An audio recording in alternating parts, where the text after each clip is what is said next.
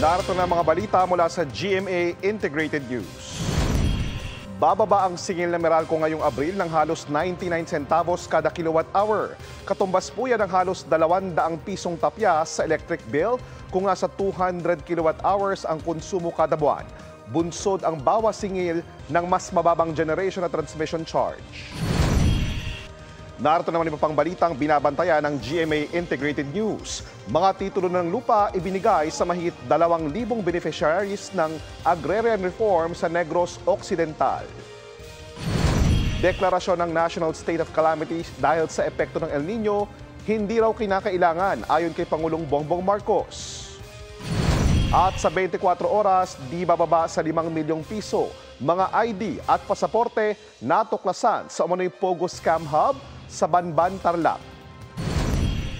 Para sa mas malaking misyon at mas malawak na paglilingkod sa bayan, ako po si JP Soriano ng GMA Integrated News, ang News Authority ng Pilipino.